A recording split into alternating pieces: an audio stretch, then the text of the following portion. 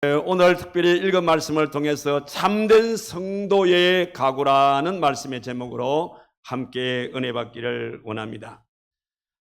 오늘날 이 세상의 모든 사람들은 세상을 살아가면서 누군가를 본받기를 원하고 또 누군가를 따라가기를 원하는 것이 우리 인생의 삶의 그런 패턴이라 그렇게 말씀을 드릴 수가 있습니다. 그래서 아직 자기 의식이 확립되지 아니한 이 영아기 때에 이 아이들을 보게 되어지면 부모님들을 본받기를 원하고 또 부모님들을 따라가기 원하는 그런 우리 아이들의 마음을 읽을 수가 있습니다.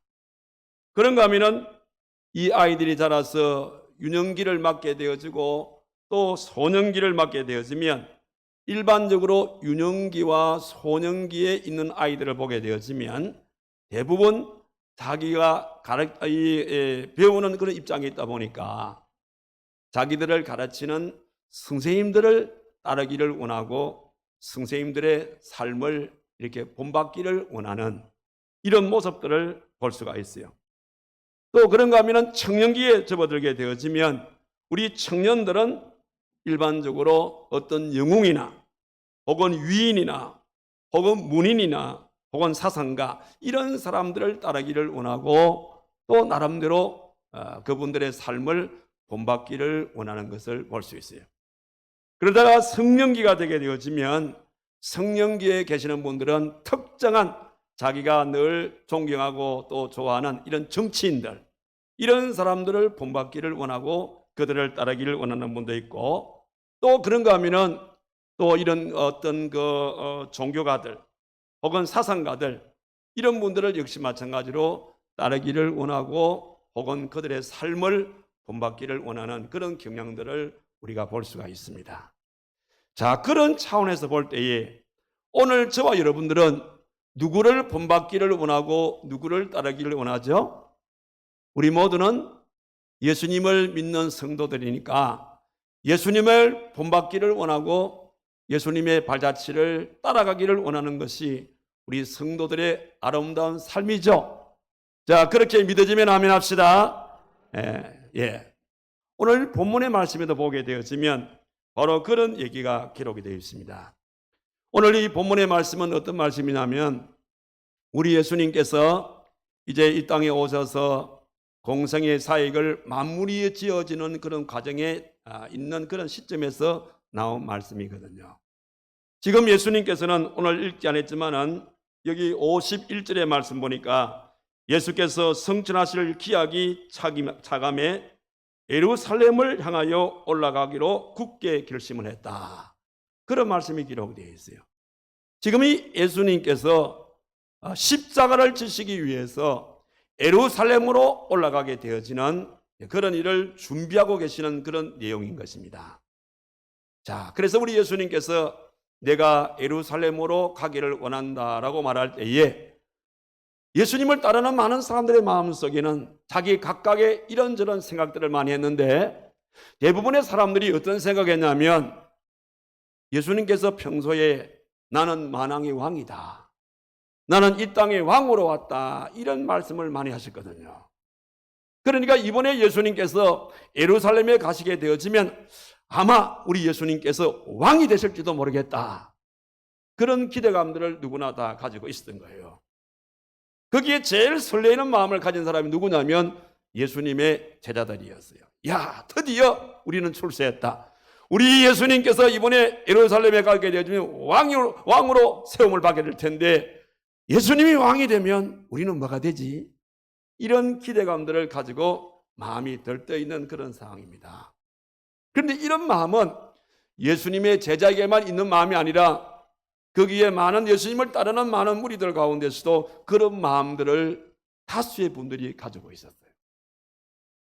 그런데 그 중에서 어떤 분들이 말하기 예수님 저도 예수님을 따라가면 되겠습니까?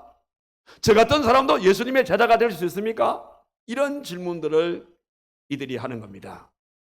물론 이들이 그런 질문을 하는 것은 뭐냐면 예수님이 왕이 됐으면 내가 예수님의 제자가 되었을 때에 내게는 어떤 일이 일어날까? 출세길이 열리지 아니할까? 그런 기대감 속에 그렇게 말하는 이도 없지 않아 있었다 이 말입니다. 자, 이 말씀을 듣고 계시는 우리 예수님께서는 자기의 본심을 드러내는 겁니다.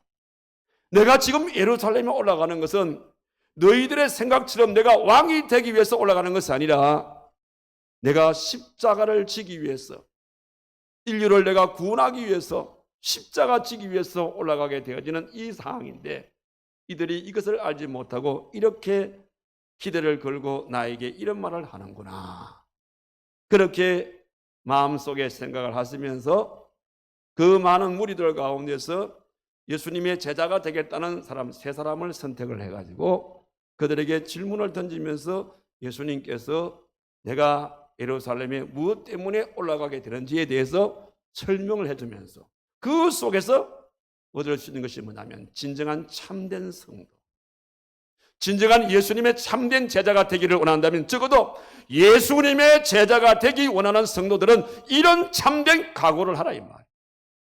이런 각오가 없이는 예수님의 진정한 제자가 될 수 없다는 사실을 오늘 본문의 말씀을 통해서 얘기해 주고 있는 내용입니다. 자, 그렇다면 오늘 저와 여러분들 예수님의 참된 제자가 되기를 원하십니까? 진정으로 예수님의 참된 제자가 되기 원하십니까? 그러시다면, 내가 진정으로 예수님의 참된 제자가 되기 원한다면 참된 제자가 될 수 있는 몇 가지 요건을 주님께서 말씀하시는데, 여러분의 마음속에 주님께서 하신 이 말씀에 대해서 여러분의 마음에 비장한 각오가 없이는 여러분들이 고백한 것처럼 주님의 참된 제자가 될 수가 없어요.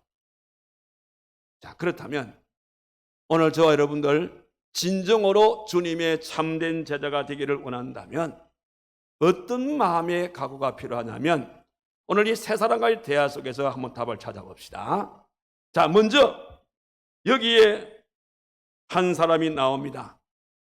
이 사람은 예수님, 저도 예수님을 따라갈 수 있습니까? 라고 물었던 이 사람은 어떤 면을 보고 그렇게 얘기했냐면, 내가 예수님을 따라가게 되어지면 내가 지금부터 내 삶이 좀 편안해질 수 있겠구나. 예수님을 따라가게 되어지면, 예수님이 왕이 되시면 나의 삶이 좋아질 것 같다. 그런 마음을 가지고 그렇게 예수님을 따르겠다고 얘기를 했어요. 그런데 주님의 대답은 뭐냐면, 네가 진정으로 나의 제자가 되기 원하느냐? 네가 진정으로 나의 참된 성도가 되기를 원하느냐? 그렇다면 지금부터 다가오게 되어질 환난과 고난받을 각오를 하라 이 말. 편안하고 좋은 일만 있는 것이 아니라 환난과 고난받을 각오가 되어 있으면 너희가 나를 따라오라고 그렇게 말씀을 하고 계시는 겁니다. 여기에 이 질문한 사람이 누굽니까? 여기 57절의 말씀 보니까 길 갔을 때에 어떤 사람이 여짜오되 어디를 가든지 나는 따르리이다, 이렇게 했거든요. 여기에 어떤 사람이란 누굴 말하냐면 그 당시에 서기관들을 말하는 거예요. 말씀을 배우는 이 서기관들, 말씀을 가르치는 이 서기관들이, 서기관 가운데 한 사람이 그 눈치로 예수님께서 예루살렘에 들어가게 되시면 왕이 되니까, 그러니까 예수님을 따르게 되어지면 앞으로 내 인생이 이렇게 환하게 열리겠구나, 그런 차원에서 이 얘기를 해요. 그때 예수님께서 그 사람에게 뭐라 그럽니까? 58절에 여우도 굴이 있고 공중의 새도 집이 있으되 인자는 머리 둘 곳이 없도다. 왕이 되어지면 왕궁이 있게 되어지고 왕실이 있지만은 내가 지금 예루살렘에 올라가는 것은 그런 것이 아니라 이 말이에요. 십자가 지기 위해서 올라가는 것이기 때문에, 그러면서 빗대어서 하신 말씀이 여우도 굴이 있고 공중의 새도 깃들 자기의 집이 있지만은 십자가 지기 위해서 예루살렘에 입성하게 되어질 나에게는 그런 집조차도 없게 되어지는, 그래서 십자가 지기 위해서 가는 이 길인데 네가 그 길을 따라올 수 있느냐? 이런 의미의 말씀으로서 이 58절에 이 말씀이 주어지고 있는 거예요.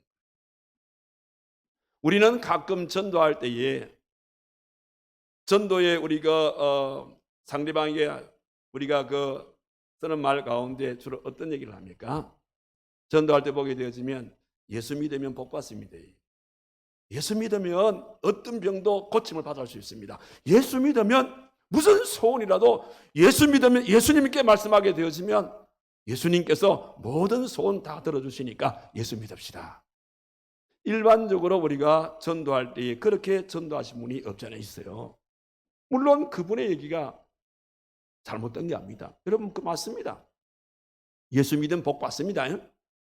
예수 믿으면 어떤 병도 치료받을 수가 있어요. 예수 믿게 되어지면 우리가 주님 안에서 어떤 소원이라도 구하게 되어지면 주님께서 그 소원을 들어줄 줄 믿습니다. 그러나 그것이 전부가 아니라 이 말이에요. 정말로 우리가 가장 큰 축복은요, 이 땅에 있는 복이 아니에요. 정말 가장 큰 축복은 이 땅에 있는 복이 아니라 하늘에 있는 복이 가장 큰 복인 줄 믿으시기 바랍니다. 그런데 그 하늘에 있는 가장 큰 축복을 받기 위해서는 바로 예수님께서 당하게 되어진 그 고난의 길을 나 또한 함께 따라가게 되어질 때에 주님께서 우리에게 주어지게 되어질 어떤 시련의 십자가, 어떤 고난의 십자가, 어떤 고통의 십자가를 주의 뒤를 따라서 지고 가게 되어질 때에 비로소 그 사람이 진정으로 주님을 따르는 제자가 될 수 있을 것이고 참된 성도의 그런 자격이 있는 사람이고 바로 그런 사람에게 우리 주님께서는 하늘의 가장 큰 상급의 복을 주신다라는 그런 말씀이 되겠습니다. 옛날에 일제시대에 우리 그 독립군이라 있어요. 독립군. 근데 독립군에 내가 들어가기를 원하면 반드시 독립군에 들어가기 전에 세 가지의 서약을 해야 한다. 그 세 가지 서약이 뭐냐면 첫째는 당신은 총에 맞고 죽을 각오가 되어 있습니까? 이런 물어요. 그러면 예 이렇게. 다시 묻습니다. 당신은 굶어 죽을 각오가 되어 있습니까? 그러면 예. 마지막 하나 더 묻습니다. 당신은 얼어 죽을 각오가 되어 있습니까? 예. 그러면 독립군에 들어갈 수 있어요. 그 중에 하나라도 못하겠습니다. 그러면 독립군에 들어갈 수 없다는 사실입니다. 마찬가지로 하나님은 하늘나라의 영원한 복을 누구에게 허락해 주냐면 편안하게 주를 따르는 사람, 좋은 일을 추구하며 주를 따르는 그들에게 주는 게 아니에요. 정말 하나님의 나라의 가장 큰 상급은 주님을 위해서 고난받기를 즐겨하고 주님 때문에 고통과 고초를 겪게 되어지는 이런 많은 사람들, 이런 사람들에게 주님께서 하늘의 복을 주기를 원하시는 거예요. 그런데 오늘날 주님을 따른다고 말씀하시는 분들 가운데 대부분의 말씀 보게 되었으면 그런 고난과 고통 그걸 겪기를 원하는 분은 거의 없어요. 내가 예수 믿게 되어지면 내게 좋은 일이 많이 일어날 거야. 내가 예수 믿게 되어지면 나의 모든 소원이 이루어질 거야. 내가 예수 믿게 되어지면 정말 장밋빛 같은 그런 일들이 많이 일어날 거야. 이런 기대감 속에 예수를 믿는 사람들이 많지. 예수를 믿으면 이런 고난도 올 수가 있고 저런 고난도 올 수가 있어. 그래 이런 고난 저런 고난에 온다 하더라도 나는 끝까지 내가 참고 견디고 내가 그래서 끝까지 믿을 거야. 그런 마음을 가지고 예수 믿는 사람들이 그렇게 많지 아니하다. 그런 말씀입니다. 처음에 우리나라에 기독교가 들어왔을 때에 사실 이런 일들이 참 많았어요. 그 당시 우리나라는 유교의 전통 가운데 불교의 문화권 속에 있다 보니까 이 예수 믿는다는 것은 정말 어려웠습니다. 그래서 어느 가정에서 누구가 나 예수 믿겠습니다. 그러면 그 가문에 쫓겨나갔어요. 여러분 제주도에 우리나라의 제주도의 기독교인으로서 일대 장로가 된 사람이 누구냐면 이덕열 장로님이십니다. 제주도에서 일대 장로가 된 사람이 이덕열 장로님이라는 분인데 이분이 예수를 믿고 난 다음에 어떻게 됐냐면 그 집안에서 회의를 했어요. 아니 자기 집안에 이덕열이라는 이 아들이 예수를 믿는다더라. 그 당시에 그 가문에서 예수 믿는 건 서양 귀신 믿는다 생각했거든요. 그러면 이게는 우리 가문의 망신이다 해가지고 아무리 달래도 이덕열 이 청년은 나는 그래도 예수를 믿겠습니다. 이러면 그 당시에 어떤 그 죄를 지었을 때에, 어떤 잘못을 지었을 때에 감옥에 들어갈 만한 그런 죄가 아니면서도 덕을 끼치지 못하는 그런 나쁜 일을 하게 되어지면 동네에서 주는 그 벌이 있었어요. 그게 뭐냐면 멍석말이라는 벌이 있어요. 제가 저런 식으로 사람을 멍석에다 뚫뚫 말아가지고 그다음 저 멍석에다가 물을 부어요. 멍석에다가 물을 부어가지고 그다음에 매질을 합니다. 뭐 그냥 매질을 해도 아픈데 거기에다가 물까지 부어가지고 매질하니까 얼마나 아파요. 그러나 죽지를 않은 거예요. 그냥 죽을 만큼 아픈 겁니다. 그래서 이덕열 이 청년을 멍석말이를 해가지고 가족들이 너 이래도 예수 믿을래? 그리고 또 매질을 합니다. 그래도 예수 믿을래? 예, 예수 믿겠습니다. 죽어도 예수 믿을래? 예, 죽어도 예수 믿겠습니다. 그래가지고 결과적으로 이덕열 씨가 그 가정에서 쫓겨나. 그 이후에 이분이 예수 잘 믿어서 제주도에서 장로 1호로 장립을 받게 되었다라는 그 얘기입니다. 여러분, 예수님의 제자가 된다는 것, 참된 성도가 된다는 것이 그렇게 쉬운 게 아니에요. 오늘 만약에 여러분들 가운데서 야, 나 예수 믿게 되어지, 내가 왜 예수 믿냐? 편하게 살고 싶어서. 내가 왜 예수 믿느냐? 좀 잘 살고 싶어서. 혹시 그런 마음을 가지고 이 자리에 와 계신 분이 계신다면, 물론 잘 믿게 되어지면 그 복도 주어지는데, 그런 자세로서 여러분들이 오늘 이 자리에 앉아 있다고 하면 아마 여러분들 끝까지 믿기가 쉽지 않을 거예요. 참으로 여러분들이 어떤 일들이 일어난다 하더라도 나는 절대적으로 나는 예수님을 버릴 수가 없어. 나는 죽는 한이 있더라도 나는 끝까지 예수 믿을 거야. 그런 마음의 각오가 되어 있으면 아멘. 그런 사람이 진정으로 예수님의 참된 성도가 될 수 있습니다. 저는 가끔 그런 얘기를 합니다. 진정한 참된 성도는 내 삶 속에 진주와 같은 삶을 사는 것이다. 진주와 같은 삶을 사는 것이 진정한 그의 성도의 아름다운 삶이다. 저는 그런 얘기를 합니다. 여러분, 지금 화면에 진주가 보이죠? 우리 여성들 진주 좋아하죠? 근데요, 저 진주를 좋아할 줄은 알아도 진주가 어떻게 만들어진지는 잘 모르겠죠. 여러분, 저 진주는요, 땅에서 나는 게 아니에요. 진주는 뭐 조개라고 다 그냥 아무 조개에서 나는 게 아니고 진주가 나는 조개가 있어요. 그 조개는 뭐냐면 아빌킬리테라는 조개입니다. 아빌킬리테라는 조개에서만 진주가 나요. 근데 아빌킬리테라는 그 조개가 전부 다 뭐 아빌킬리테 조개는 다 진주가 나는 게 아니에요. 아빌킬리테 그 조개 가운데서 어떤 조개는 진주가 나오는 조개가 있고 어떤 조개는 썩는 조개가 있어요. 극과 극을 달리는 것이 아비킬리테 조개입니다. 무슨 얘기냐면 이 조개들이 활동하다 보면은 바다의 모래가 자기의 몸으로 들어오게 됩니다. 여러분, 그 모래가 그 억센 모래가 자기 몸에 들어오게 되어지면 부드러운 자기 살갗에 이 모래가 박히게 되어지면 아프겠어 안 아프겠어요? 무지무지 아프겠죠. 그럼 막 발버둥을 칩니다. 치면 칠수록 이 모래는 그 몸에 그 살갗에 박히는 겁니다. 더 아픈 거예요. 너무 아프니까 아픔을 견디지 못하고 가만히 있게 되어지면 그 조개는 썩어버립니다. 죽어버려요. 그런데 그 모래가 자기의 살갗을 파고 들어오게 되었을 때 그냥 아프지만은 살려고 막 발버둥을 치다 보면 자기 몸에서 락카라는 액이 분비가 되는 겁니다. 락카라는 액. 그 락카라는 이 액이 그 모래를 갖다가 액이 감싸게 되는 겁니다. 조금 감싸면 조금 덜 아프겠지요. 그리고 그 액을 낸다는 그 자체도 힘드는 거예요.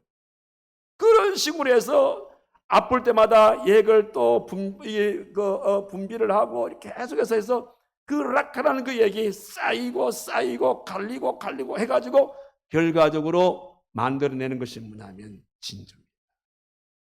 진주는 그런 그 아비킬리테의 이 조개가 그런 고난과 고통 속에서 만들어낸 것이 찬란한 빛을 내게 되어지는 진주가 되었다는 사실. 여러분, 이거는 우리의 신앙생활도 꼭 마찬가지입니다. 참으로 우리의 신앙생활이 하나님 앞에서 참된 성도의 아름다운 삶을 살기를 원한다면 우리의 신앙생활 속에 아비킬리테 이 조개처럼 우리들의 삶 속에서도 이 락카라는 우리의 신앙의 짙은 액이 내 삶을 싸고 싸게 되어질 때에 비로소 우리의 생활 속에 찬란한 진주와 같은 아름다운 신앙의 인격체로 태어날 수가 있다는 사실입니다. 그래서 오늘 저와 여러분들 참으로 하나님 앞에서 참된 성도의 삶을 살기를 원한다면 여러분들이 신앙생활 하시는 가운데서 여러분들 생각지 않는 이런저런 고난과 고통이 올 수가 있어요. 내가 예수 안 믿으면 이런 고난과 고통을 겪을 필요가 없는데 내가 예수 믿는 그것 때문에 이런 고난과 고통을 겪게 되어지고 때로는 사람들에게 비아냥을 당하게 되어지는, 어떨 때는 예수 믿는 그것 때문에 수모를 당하게 되어지는 이런 일들이 없지 않아 많을 거예요. 여러분, 그럴 때에 여러분 아빌킬리테 이 조개가 그런 가운데서도, 그런 고통 가운데서도 자기의 락카라는 액을 발산해서 그래서 아름다운 진주를 만들어낸 것처럼 내 생활 속에 이런저런 고난과 고통이 오게 되어지면 이것이 결과적으로 내 삶을 진주처럼 아름답게 만들 수 있는 하나의 가정이구나. 여러분, 그렇게 생각하시고 포기하지 마시고, 포기하게 되어지면 우리 신앙은 죽는 거예요. 그러나 포기하지 아니하고 끝까지 아비킬리테 이 조개처럼 내 삶의 락카라는 이 신앙의 이 액을 발산함으로써 그래서 결국은 주님께서 원하시는 참된 성도의 그런 자격과 요건을 갖추어서 하나님께 쓰임받는 믿음의 성도로 살아가시는 여러분들이 꼭 되기를 주님의 이름으로 축원합니다. 그 다음 또 한 가지는 무엇인가 하면 내가 진정으로 주님을 따르기 원하는 성도가 되기 위해서는 어떤 일이든지 간에 절대적으로 미루지 마시기 바랍니다. 미루지 마시고 현재 그 주어진 그 일에 대해서 항상 최선을 다할 수 있는 이런 아름다운 삶을 살아가는 믿음의 성도가 되기를 바라는 겁니다. 자, 처음에 이 서기관이 나 같은 사람도 주의 제자가 될 수 있습니까? 제자가 되고 싶어요? 했을 때에 이 고난에 대한 얘기를 했어요. 자, 이 얘기를 그 주변에 있는 사람들이 다 듣고 있겠죠? 그 중에 또 한 사람이 하나도 예수님의 제자가 되고 싶은데 라는 이런 마음을 가지고 귀가 솔깃해서 그 얘기를 듣고 있는 옆에 있는 한 분에게 여기 이 59절에 보니까 우리 예수님께서 질의를 합니다. 너도 나를 따를라? 너도 나를 따를래? 하고는 우리 주님께서 그에게 제의를 했어요. 제의를 딱 하니까 갑자기 주님의 이 제의를 받은 사람이 뭐라고 대답합니까? 그가 이르되 나로 먼저 가서 내 아버지를 장사하게 허락하옵소서 이랬던 거예요. 여러분, 자식이 부모가 돌아가셨을 때에 장사하는 거 그건 당연한 사실이죠. 그런데 우리 주님께서 뭐라 그럽니까? 이러시되 죽은 자들로 자기의 죽은 자들을 장사하게 하고 너는 가서 하나님의 나라를 전파하라. 우리가 얼핏 듣게 여지면 아니 기독교는 이 불효의 종교구나. 아버지가 돌아가셨는데 장사도 하지 말라는 그런 종교가 어디 있어? 우리가 이렇게 생각할 수가 있지만은 사실은 이 말씀은 그런 내용이 아니에요. 여러분, 지금 이 말씀의 배경은 팔레스타인을 배경으로 하고 있습니다. 그럼 팔레스타인은 그 나라가 얼마나 덥습니까? 더운 열대지방 아닙니까? 그래서 팔레스타인은요, 사람이 죽게 되어지면 우리는 보통 3일장 치른다 아닙니까? 그죠? 네, 유교의 어떤 그런 전통 가운데서 3일장을 치러요. 그런데 이 팔레스타인은 너무 더운 지방이 되다 보니까 뭐 지금처럼 무슨 냉동실이 있는 것도 아니고, 그러다 보니까 금방 시체가 부패가 되기 때문에 팔레스타인의 장례식은 1일장입니다. 1일장. 오늘 누군가가 우리 가족 가운데 세상을 떠나게 되어지면 그 1일 안으로 시체가 부패가 쉽게 되기 때문에 그 장례를 치러야 되는 겁니다. 그런데 오늘 이 얘기를 보면은, 가만히 보면은, 나로 먼저 가서 내 아버지를 장사하게 허락하옵소서. 그럼 지금 이 순간은 아버지가 살아있단 말입니까? 아버지가 죽었단 말입니까? 지금 이 시점에서는 아버지가 살아있는 거예요. 만약에 아버지가 돌아가셨다 그러면 지금 이 사람이 여기 왔겠습니까? 지금 장례 치른다고 바쁠 건데. 이 말은 뭐냐면 아버지가 지금은 안 죽었어요. 그러니까 이 말은 뭐냐면 내가 아버지를 잘 봉양을 하다가 우리 아버지가 세상 떠나고 난 다음에 내가 홀가분한 마음으로 내가 당신 따라가겠습니다. 이 얘기거든. 쉽게 말하면 하나의 핑계야, 핑계. 여러분, 우리가 이 부분을 이 부분 놓고 봅시다. 자, 여러분 경험한답니까? 어느 분이 주님의 일을 이래 합시다 하면, 아이고 지금은 막 바빠가지고 그래서 지금은 우리 부모님 모셔야 돼, 이렇게 핑계를 대기 시작하는 겁니다. 그래서 이제 그러면 봅시다. 이 사람이 그래서 자기 말대로 아버지를 잘 봉양하다가 아버지가 세상을 떠나서 아버지를 장례를 치렀습니다. 그러면 이제 당장 올 수 있는 상황입니까? 아니, 인간사의 일이라는 것은요, 일은 또 일에 꼬리를 물게 되어 있습니다. 아마 틀림없이 그 다음에 여러분들의 우리나라의 문화의 어떤 그런 정서로 보게 되면 아마 이 말 하실 것 같아. 아버지 돌아가시고 난 다음에 내가 금방 주의 일을 따려고 그랬는데 우리 아들내미가 장가를 가가지고 내가 손자를 봤습니다.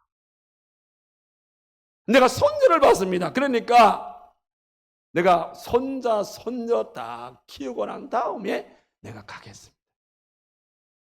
이렇게 아마 얘기할 겁니다. 무슨 얘기냐면 우리의 삶의 우선순위를 얘기하는 겁니다. 오늘 우리가 진정으로 주님의 참된 제자가 되기를 원한다면 우리의 삶의 우선순위가 1번이 주님이 되어질 때에 가능한 것이지, 1번이 주님이 아니라 내가 1번이 되어지고 주님이 2번이 되어지면 이런저런 핑계거리가 자꾸 생겨진다 이 말이에요. 미국에서 이민 목회하시는 분이 그런 얘기 하시더라고요. 이분이 캘리포니아 쪽에 LA 저쪽 쪽에서 이제 목회하신 분이신데, 이분이 한국에서 목회하시다가 이제 미국으로 건너가셔서 이민 목회를 하신 분이신데, 한국에 있을 때에 자기 교회에 젊은 집사 네 분인데 정말 신실한 분이었어요. 정말 눈에 넣어도 아프지 않을 정도로 그렇게 사랑을 받는 그런 목사님이 신뢰하는 그런 젊은 부부였어요. 그런데 이제 이 목사님이 이민 목회를 가지고 난 다음에 수년이 지나고 난 다음에 어느 날 이 목사님이 아끼는 젊은 부부가 미국으로 이민을 왔어요. 얼마나 반갑겠어요. 그래서 이제 만나서 이런저런 얘기를 하면서 한국에서 섬겼던 것처럼 여기서 같이 한번 열심히 한번 일해보자 이랬어요. 그런데 여러분들 미국 우리 이민 사회를 아시는 분들은 알겠지만은 미국 이민 사회 이민 생활이 옛날 같지 않아요. 한 가지만 봅시다. 옛날에는 미국에서 이민 가신 분들이 돈 벌어 가지고 한국에다 돈을 붙여주는 그런 시대가 아니었었습니까? 그죠? 요즘은 어떻습니까? 거꾸로 됐어요. 요즘은 뭐냐면 한국에 있는 가족들이 이민과 미국에 있는 가족들한테 돈을 붙이는 이런 거꾸로 된 시대입니다. 그러니까 이 이민 생활이 힘들어요. 그래서 이민 사회 속에서 적어도 이민 사회에서 제대로 이민 사회 속에서 성공할 것 같으면 최소한 7년에서 10년 고생해야 된다. 그래야만이 그래도 밥 먹고 살 만큼 된다. 이런 이제 얘기들이 이민 사회 속에서 이제 그냥 공공연하게 이제 들을 수 있는 얘기입니다. 아니나 다를까 이 젊은 부부가 이민 사회로 들어가 보니까 너무너무 힘들었어요. 신앙생활 해가면서까지 하기가 너무 힘들었어요. 그래서 이 부부가 나름대로 둘이서 약속했어. 우리가 하나님 믿는 것도 좋은데 일단 우리가 이 이민을 왔으니까 일단 미국의 우리 이민 생활, 우리의 좀 생활이 좀 안정될 때까지는 열심히 돈 벌자. 그래가지고 이 부부가 그때부터 교회를 안 나갔어요. 교회를 안 나가고 그냥 돈 버는 데만 혈안이 돼가지고. 더군다나 이제 미국 사회는 주일날은 또 뭐냐면 일반 나라하고 좀 달라가지고 배에 품삯을 주거든요. 우리나라도 좀 그런 게 있죠. 그러니까 그게 또 재미를 붙이가. 그래가지고 열심히 7년 동안 땀 흘려 수고해가지고 그래서 정말로 내 집 하나 장만하게 되어지고 이제 먹고 살 만큼 되었어요. 그래서 어느 날 저녁에 부부가 저녁을 먹고 난다. 여보 이제 우리가 이민생활 벌써 7년이 됐네. 그래서 이제 우리가 집도 사고 이제 살 만큼 됐으니까 다음 주부터 우리 교회 나가자. 그래서 옛날처럼 열심으로 우리 예수 믿자. 그래서 부부가 약속을 했어요. 그런데 그날 저녁에요, 그 집에 강도가 들어왔어요. 강도가 들어와가지고 부부를 총으로 쏴 죽여버렸어요. 다음 주부터 열심으로 신앙생활을 하자고 다짐했는데 강도가 들어와가지고 부부를 총으로 쏴 죽일 꿈엔들 생각했겠어요? 여러분들 오늘 교회 오시면서 뉴스를 들으시면서 깜짝 다 놀라셨죠? 어제 밤 10시경에 서울 이태원에서 압사 사고가 일어났어요. 아시죠? 여러분 어제가 무슨 날이었습니까? 미국 사람들의 할로윈 데이라요. 할로윈 데이. 할로윈 데이가 뭡니까? 예? 마귀의 가면을 쓰고 즐기는 거 아닙니까? 할로윈 데이. 예? 그래서 이 할로윈 데이가 이태원 쪽에는 그 미국인들, 외국인들이 많잖아요. 그래가지고 그냥 그 아이들이 10대, 20대 아이들이 그냥 수천 명이 모였어요. 그런데 어제 저녁에 그 이태원 그 좁은 골목길에서 내려오다가 누군가가 앞에서 넘어졌겠죠. 그럼 너무 사람이 많다 보니까 계속 넘어지는데 불구하고 계속 그냥 밀려옵니다. 그래가지고 겹겹이 이렇게 넘어져가지고 세상에 서울 한복판에서요 169명이 압사했어요. 169명이 압사했고 76명이 중상이라. 그것도 없이 10대 20대 아이들이라.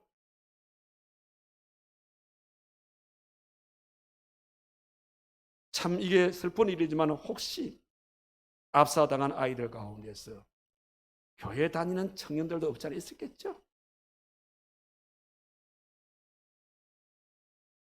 여러분 이 아이들이 할로윈데이 이태원가에 가가지고 오늘 저 실컷 놀고 내일 주일 교회 가자 이런 아이들 없지 않아 있을 것 같아요.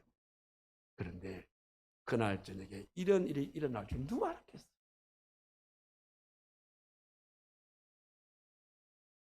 저는 그 사건을 보면서 오늘 제가 설교를 또 이런 부분에 준비하다 보니까 저는 그 사건을 바라보면서 내 마음이 그 마음의 생각이 좀 달라요. 여러분 주의 일은 절대로 미루지 마세요. 여러분 주의 일을 미루다 보게 되어지면 실질적으로 우리가 어떤 일이 일어날 줄 몰라요. 여러분 이 세상에서 가장 불쌍한 사람이 누군 줄 압니까? 저는 이 세상에서 가장 불쌍한 사람은 임종을 앞두고 가족들을 다 불러 모아놓고 한다는 말이, 내가 이럴 줄 알았으면 내가 이렇게 안 살았건데, 내가 이렇게 빨리 죽을 줄 알았으면 내가 이렇게 형제의 가슴에 못질 않을 것인데, 친구의 가슴에 내가 그런 말을 못질을 안 하고 내가 그런 말을 안 할 것인데, 나는 천년 만년 살 줄 알고 돈이라면 형제도 없고 친구도 없어요. 그냥 돈 하고 살아왔는데 덜컥 몹쓸병에 걸려서 임종을 앞두고 숨을 헐떡거리면서 가족들 앞에 하는 말이, 이렇게 인생이 끝날 줄 알았으면. 여러분들, 후회한들 뭐예요? 하나님께서 여러분들이 하나님 내가 이때 이렇게 할게요. 부모님 복양하고 손자 손녀 다 키워놓고, 예? 직장 퇴직하고 난 다음에 바쁜 일들 다 끝내고 난 다음에 그때 제가 알아서 열심히 할게요. 여러분 기대하는 만큼 하나님이 기다려 주시냐면 아니에요. 기회란 것은 한 번 지나가게 되어지면 또 오는 것이 아니에요. 그래서 여러분들, 우리가 잘 아는 러시아의 그 문호 톨스토이가 그런 말을 했죠. 이 세상에서 가장 중요한 일은 뭐냐? 이 세상에서 가장 중요한 일은 지금 내가 하는 일이 제일 중요해요. 이 순간에. 이 세상에서 가장 중요한 사람이 누구냐? 지금 현재 내가 만나고 있는 사람이 가장 중요한 사람이에요. 그러면 이 세상에서 가장 중요한 때는 언제냐? 바로 그것은 바로 지금, just now, 바로 지금이다. 지금 이 순간이 가장 중요한 그런 순간이다. 톨스토이가 그렇게 말해요. 저는 톨스토이의 그 말에 저는 동의대청 다 합니다. 그렇습니다. 이 세상에서 가장 중요한 일은 지금 내게 주어진 이 일입니다. 지금 이 세상에서 가장 중요한 사람이 뭐냐? 지금 내가 만나고 있는 이 사람입니다. 이 세상에서 가장 중요한 때는 언제냐? 바로 이 순간입니다. 여러분들, 내년이다. 내년부터 하지 뭐.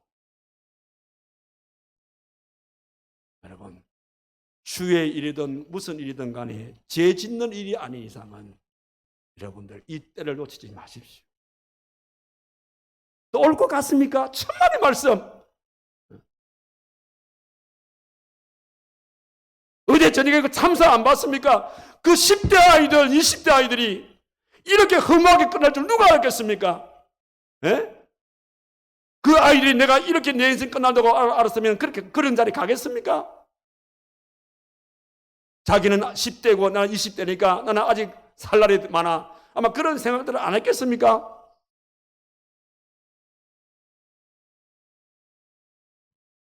그래서 그런 자들에게 주님께서 하신 말씀이 60절 다시 봅시다. 죽은 자들로 자기의 죽은 자들을 장사하게 하고, 이거는 여기 죽은 자들로 이거 뭐냐면 영적으로 죽은 자, 즉 예수 믿지 아니한 자 이 말입니다.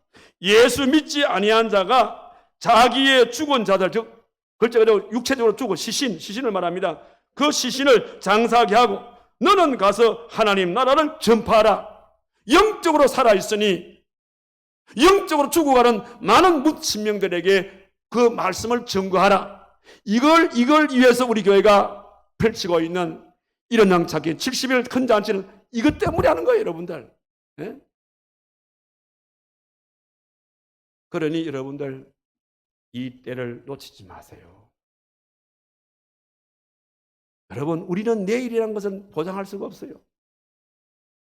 지금 중요한 건 지금 이 순간, 지금 현재 이 상태에서 내게 주어진 일이 가장 중요한 것이지, 뭐 내년에 5년 후에 10년 후에, 그게 5년 후에 10년 후에 내가 살아있다는 보장이 있습니까?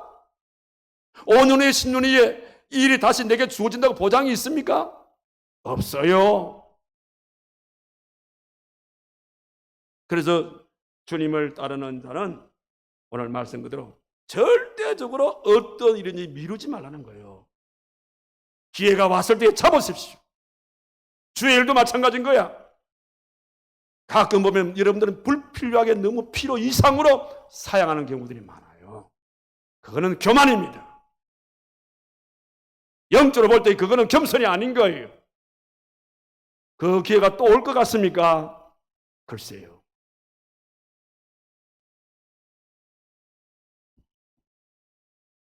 주님을 위한 일이라면 절대로 미루지 마시고, 그리고 현재 그 자리에서 항상 이게 나의 마지막 때라는 그런 사고를 가지고 최선을 다했어요.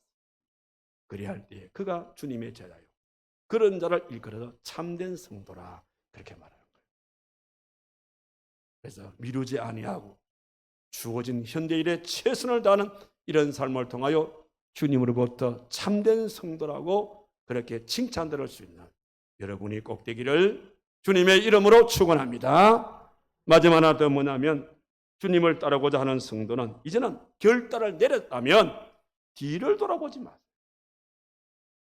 일반적으로 뒤를 돌아보는 사람은 이유가 많아요.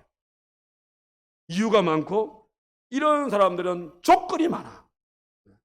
이런 조건 저런 조건을 내걸고 이런 이유 저런 이유를 들먹이면서 안 해요. 그래서 주님이 그런 자에게 뭐라 그랬습니까? 62절 손에 쟁기를 잡고 뒤를 돌아보는 자는 하나님의 나라에 합당치 아니하다. 나 그런 자 필요 없다 이 말입니다. 합당치 않아. 나 그런 자 필요 없어. 내가 니를 쓰려고 그랬는데 니 싫다면서 그럼 알았어. 나 필요 없어. 이런 얘기입니다. 여러분 어떤 분이 그런 말을 했어요. 세상에는 세 종류의 사람이 있다는 거예요. 첫째는 뭐냐면 가그지향적인 사람. 가그지향적인 사람은 뭐냐면 항상 옛날을 뒤돌아봅니다. 옛날에는 내가 어떻고 옛날에 내가 이렇고 저렇고 어떻고.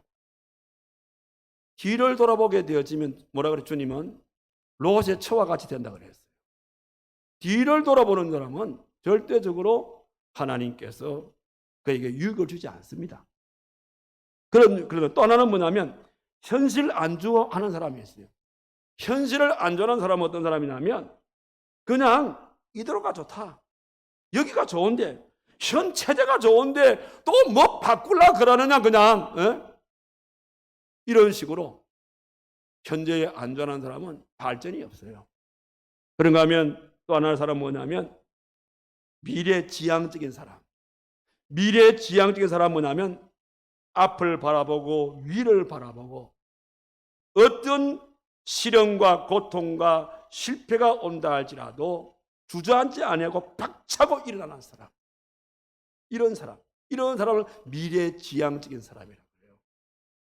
오늘 주님께서 결단을 했다면 뒤를 돌아보지 말라 이 말은 미래지향적으로 마음에 정했다면 위를 바라보고 앞을 바라보고 시련과 고통과 아픔이 온다 하더라도 주저앉지 말고 다시금 일어설 수 있는 이런 자세를 가지고 전진할 수 있는 사람이 되라는 겁니다. 어중뚱한 사람 되지 말아요. 가끔 보면은 그런 마음을 가지다가도 응거주춤한 사람이 있어요. 여러분 응거주춤한 이런 사람은 이스라엘의 그 배경에 의하면 이스라엘은 양을 치는 그 나라잖아요. 양을 치다가 양은 털깎기를 하잖아요. 털깎기를. 그런데 갑자기 오샘추위가 왔다거든요. 그러면 털을 깎다가 중지를 하고 다 막사 안으로 그 양들을 딱 몰아넣어요. 몰아넣는데 그런데 이제 추위가 끝나고 난 다음에 다시 이제 양의 털을 깎으려고 또 보면 그 중에 털을 안 깎았던 양과 털을 깎은 양도 면역을 길러가지고 감기에 안 걸리는데 깎다가 추위 때문에 그냥 응어주춤하게 깎다가 그냥 중간에 그 작업을 중단하고 막사에 들어간 양들은 거의가 감기에 다 걸린대요. 거의. 이건 우리가 영적으로도 마찬가지입니다. 신앙생활하게 되어질 때에 과감하게 결단하고 열심을 내게 되어지면 영적으로 어떤 시험도 이겨낼 수가 있어요. 그런데 어떤 사람이 시험 빠지냐면 어중간한 사람 이래 볼까 저래 볼까 어중중한 결단을 내리기는 내렸는데도 불구하고 확실한 결단이 없어. 이래 볼까 저래 볼까. 오늘 주일인데 할까 말까. 지난주 우리 우리가 건축 우리 재건 작전했는데 할까 말까. 이게 어중중하게 이렇게 할까 이렇게 이런 분들이 대부분 뭐냐면 시험 들어요. 그래서 우리 주님께서도 이런 자를 원치라 해요. 그래서 라오디게아 교회를 책망하실 때 보십시오. 네가 차든지 네가 덥든지 분명한 색깔 드러내라 이거예요. 차지도 아니하고 덥지도 아니하고 미지근한 이런 자세, 어중중한 이런 자세는 하나님께서 내 입에서 너를 퇴놓아 버릴 것이다 이렇게 말했어요. 그런 연고로 오늘 사랑하는 성도 여러분, 정말 여러분들이 하나님 나라에 우리 주님으로부터 참된 성도라고 인정받기 원한다면 오늘 주님께서 말씀하신 이 세 가지의 이 말씀을 깊이 새기십시오.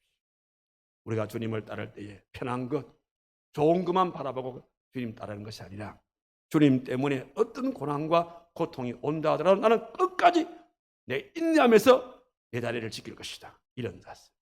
그리고 주를 위해서 일하게 되어질 때에 여러분들 어중중한 그런 태도가 아니라 우리는 어떤 환경 가운데서도 여러분들 우리가 미온적으로 그냥 있지 마시고 결단을 내리시고 그래서 자기의 주어진 이것이 이 인생의 내가 마지막 기회다 이런 생각을 통해서 열심을 다하시고 그렇게 결단을 내렸다면 여러분 엉거주춤하게 살지 마시고 오직 우리는 믿음의 주여 온전히 하시는 예수님만 바라보고 일심으로 주만 바라보고 열심으로 달려가게 되어질 때에 그런 자를 통해서 주님은 이 시대에 일꾼으로 써주시는 것이고 그런 자를 일컬어서 나의 제자라고 말씀하시고 그런 자를 일컬어서 참된 성도라고 명명해 주신다 이 말씀입니다.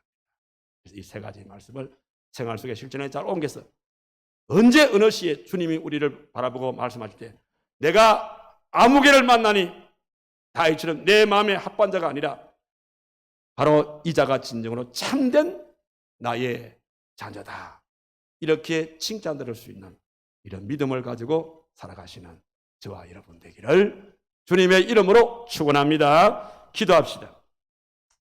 하나님의 은혜와 사랑을 참으로 감사를 드립니다. 오늘 하나님께서 우리들을 향하여서 참된 성도의 가져야 할 각오가 무엇인지를 말씀을 조명하여 저들에게 말씀해 주셨습니다.